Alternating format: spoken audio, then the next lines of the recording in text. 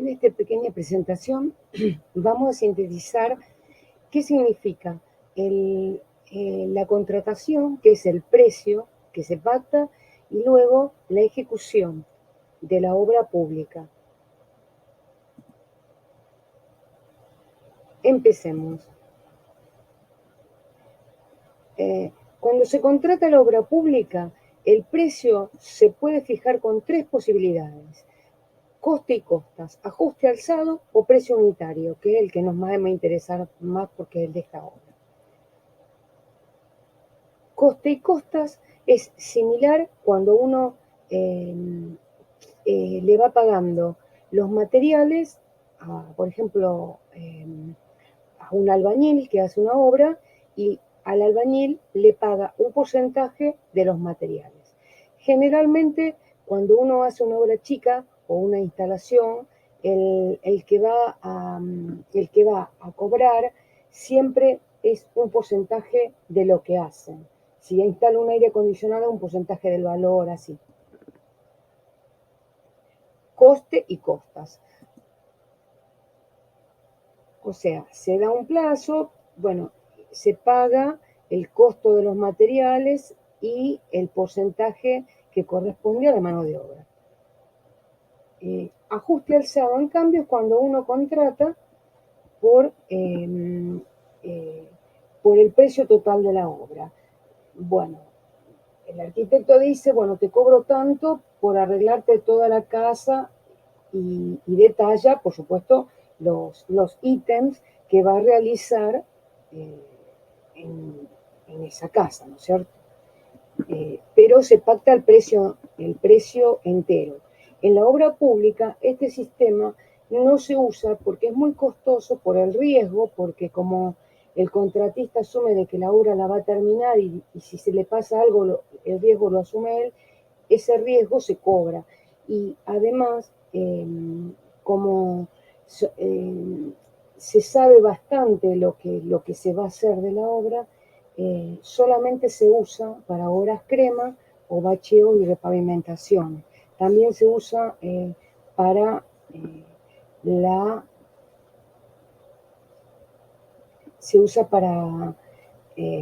cuando hay un canon, un alquiler pagado.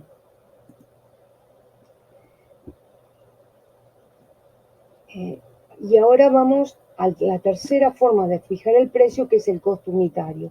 En el costo unitario, el precio se determina por unidad de medida. Es como si haces una receta de cocina sobre lo que vas a hacer y haces, por ejemplo, una pequeña pizza y después sacás los materiales, la obra y el costo por porción. Esto es así. Entonces, el que va a hacer una ruta calcula el cemento que va a usar en la primera parte, la piedra, y el asfalto que va a usar en la última, el transporte, todo lo calcula por metro cúbico. Siempre son por metros cúbicos a mover. Si fuera, por ejemplo, un electricista, una obra de electricidad se calcula por metro lineal.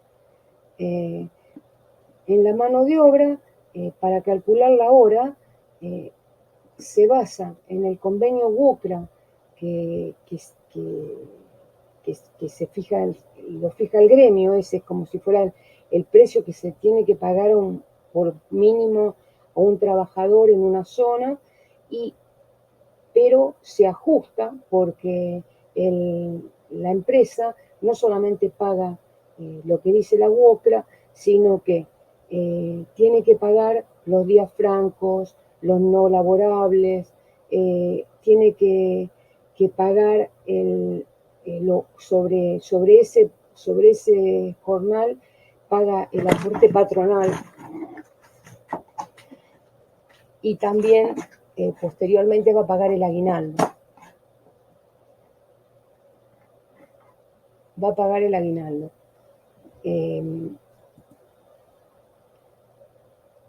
esta es la síntesis. La mano de obra en realidad es un salario real porque se incrementa a la hora que fija la UOCRA el aguinaldo, los feriados y los aportes proporcionales. Se hace todo siempre a precio unitario por hora. Otra cosa, otro costo que vamos a evaluar en el precio unitario son las maquinarias. Las maquinarias,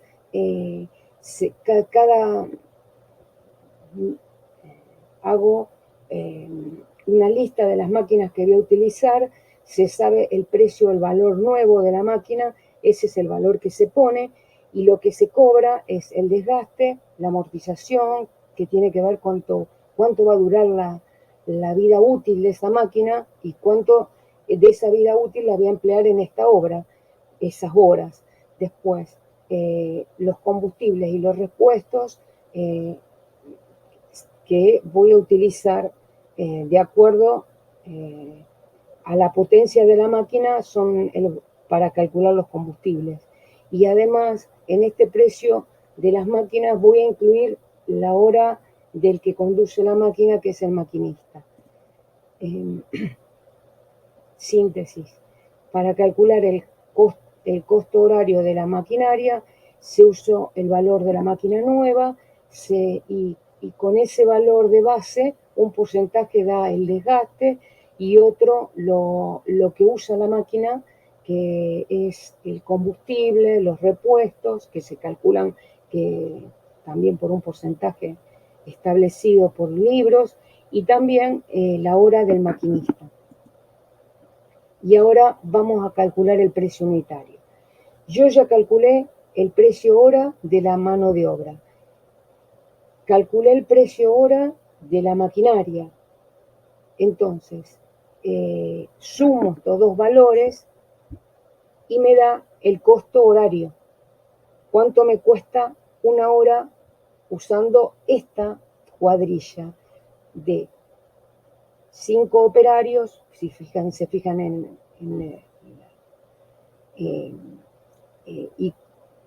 y 5 máquinas.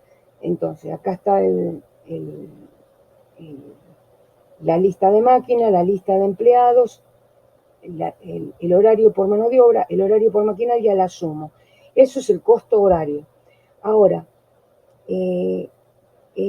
con el rendimiento que está en los libros, generalmente, o el cálculo que hace el empresario, sabe cuántos metros cúbicos mueve esta cuadrilla por hora.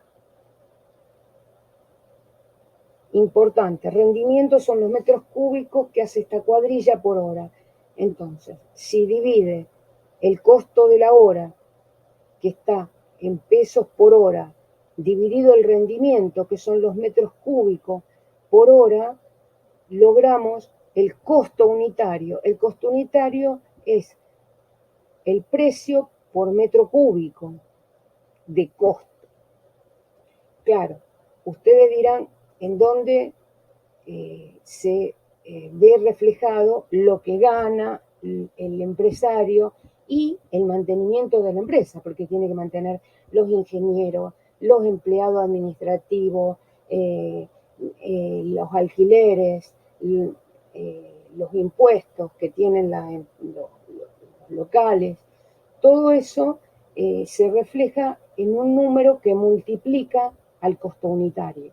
Supongamos, si este ejemplo que estamos acá lo estamos multiplicando por 1,75.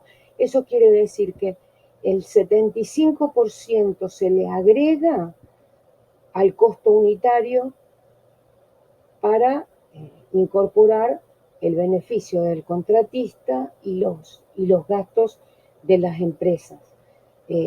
O sea, no el gasto de las empresas, el gasto de los locales,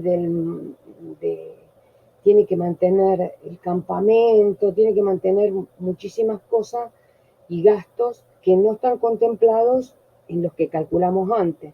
Entonces, eso se llama coeficiente de pase, el número que yo multiplico al costo unitario para lograr el precio unitario, que es el precio que yo voy a cobrar, que está en una unidad que es pesos por metro cúbico. yo al precio unitario, pesos por metro cúbico, lo multiplico por los metros cúbicos de la obra licitada, que los metros cúbicos que estima la administración pública que se van a mover, y le presupuesto la obra licitada.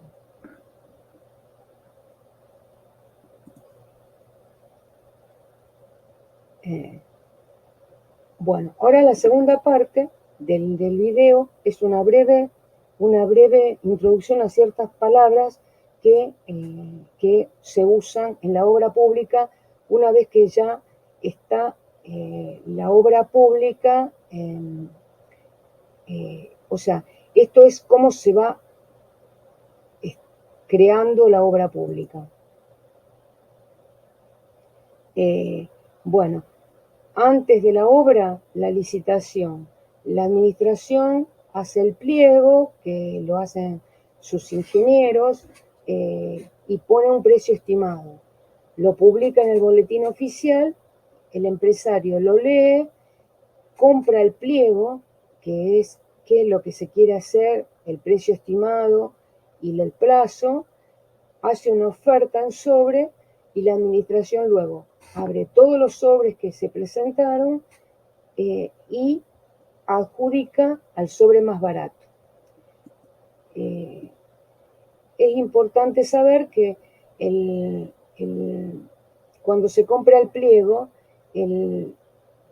todo esto que nosotros hicimos, el valor del precio unitario, el empresario lo tiene que saber para poder ofertar y si le conviene, ¿no es cierto? Y posterior a que fue adjudicado, él empieza la obra, pone el campamento, que se llama, si tiene que hacer una medición primera, la mide, que van los agrimensores, y empieza la obra.